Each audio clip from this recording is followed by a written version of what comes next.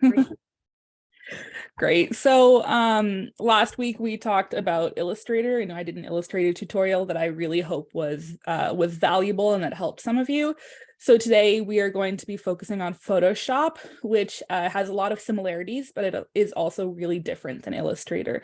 And if we remember kind of my breakdown last week of where we use Illustrator and where we use Photoshop, we understand that they work really well together, but they've got very different purposes.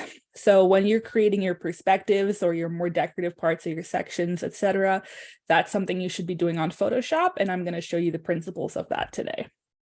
So before we start, just like absolutely doing the setup, it's really similar to Illustrator. The height and the width are determined here. The units of measurements, I'm sticking to inches.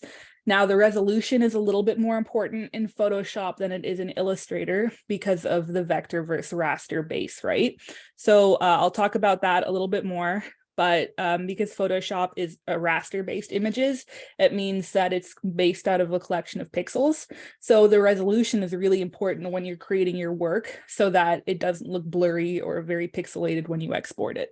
So there used to be a myth that it was like 72 PPI for web-based images, and then like 300 plus for print.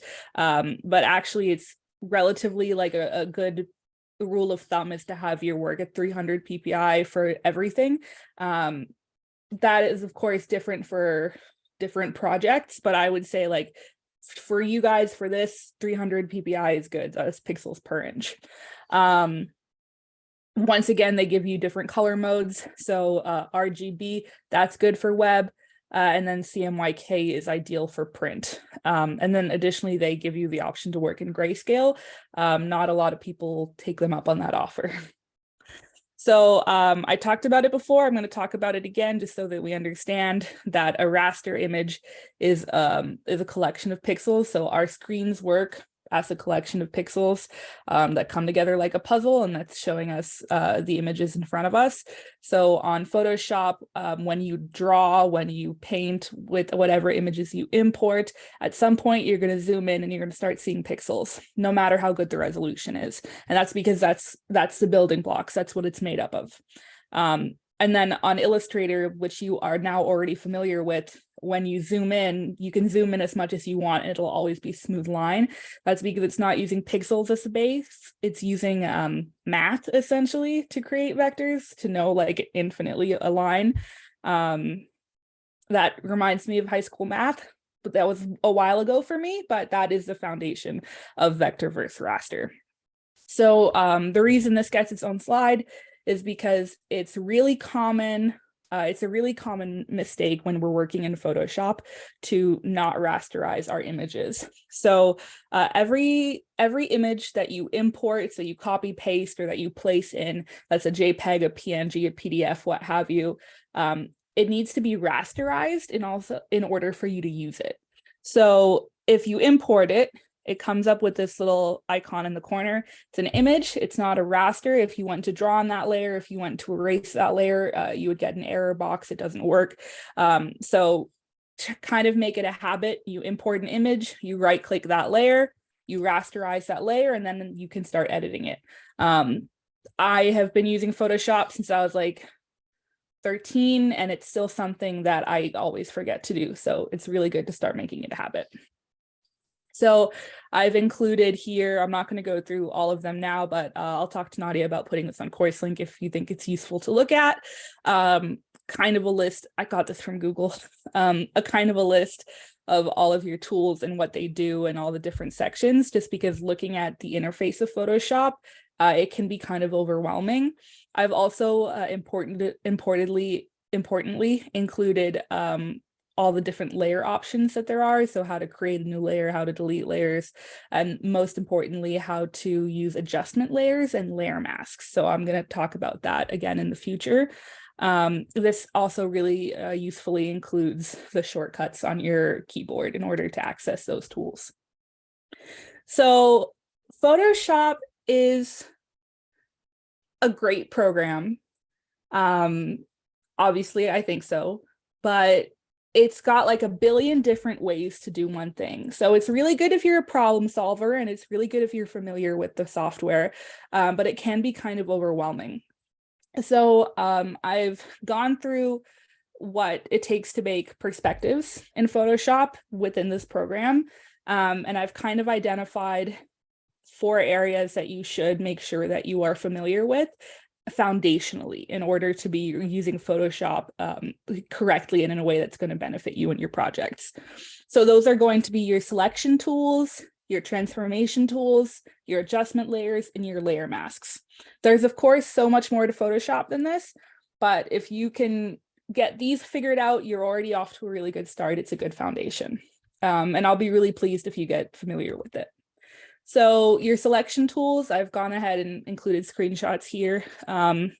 They're all different kinds of selection tools to select a part of your layer, but they all work a little bit differently. So the first one is your rectangular marquee tool. So it's kind of exactly as you expect it. You hold it down, you draw a rectangle, and it selects like a rectangle or a square from your layer.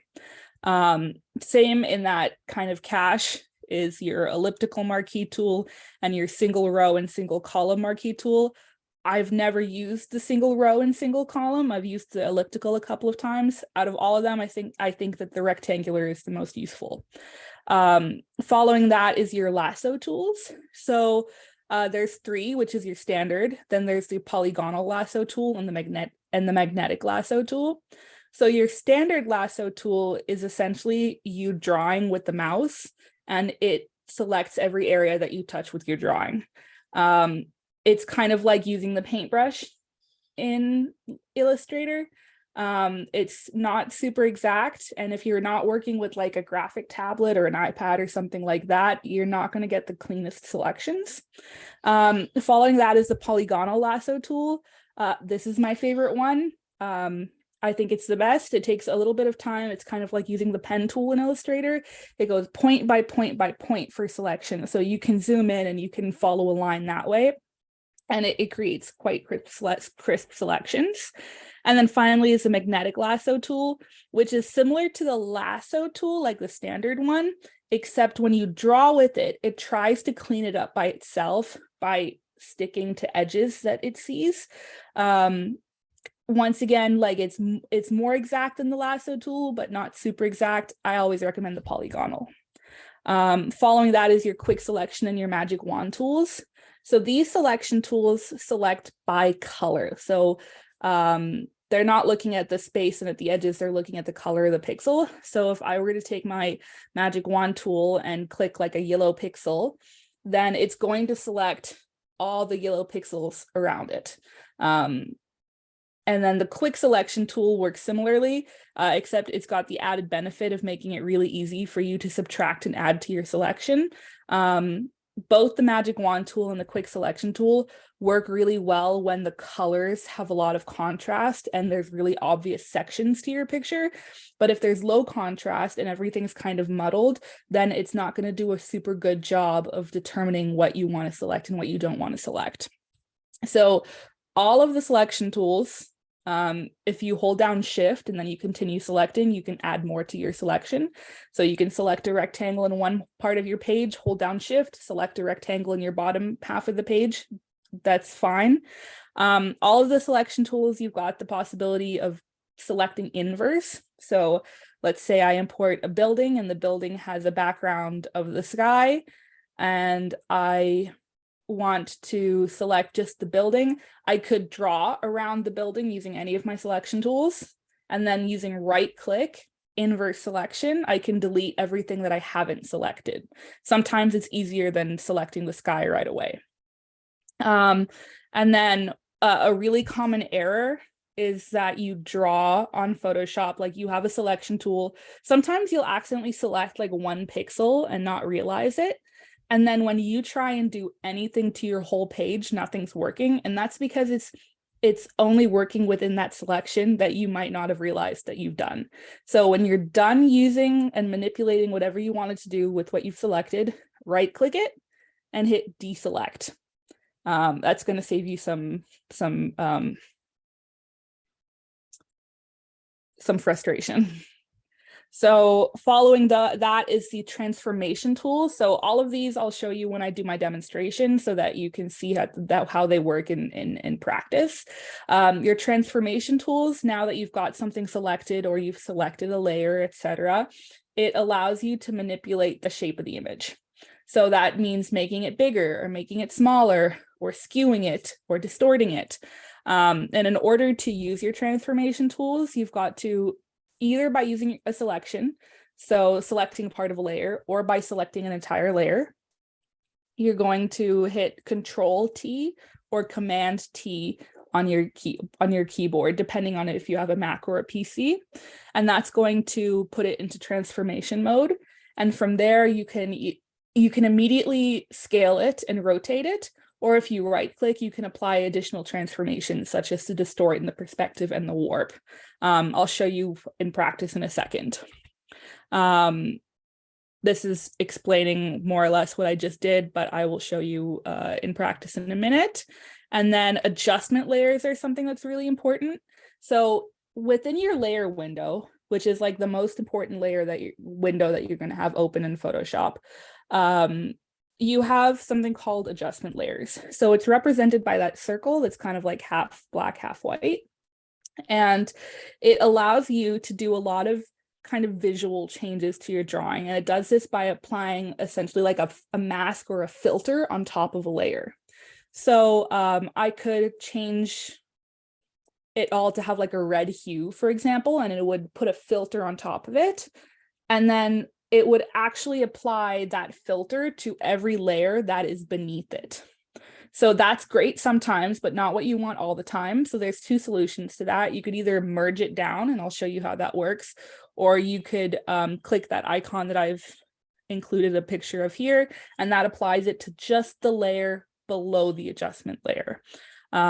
So these allow you to play around with the curves, with the levels, with the hue and saturation, with the brightness and contrast, which are probably a lot of words that you are familiar with already, but we'll show you.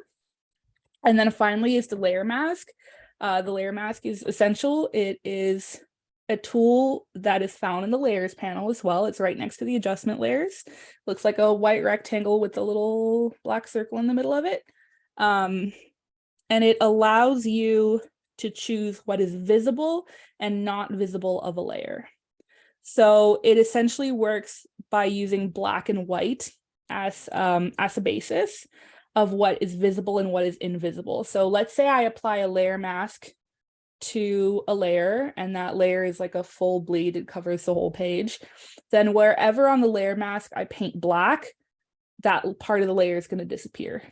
And then if I cut out too much, I can paint it back in white, and then that layer will come back. And it allows you some flexibility because you can edit the layer underneath the layer mask without affecting the layer mask, and that's just done by unclicking that section. You might not need it immediately, but that's something you can do. So now that I've explained those foundations, I'm going to show you some examples of work that I can do with those foundations. This is a couple of Photoshop things that I've done, definitely not all of them, but using those basic tools that I've shown you, I've created perspectives such as this one, more experimental collages such as this one, this kind of experimental web for a net that I did for a long-term care home that I was working with. I've used Photoshop to work on these axonometrics that I did for a course with Nadia. And most recently, I worked with 10C, who owns the farmers market downtown, to create a new set of visuals for their improvement plan. And I used those exact same principles to apply to this project. And then this is more or less what we're doing today. Nothing too crazy, but just to show you how the foundations work. So I'm opening my Photoshop. Okay, Cara, what I'm going to do is I'm going to actually stop the recording here. Yep. And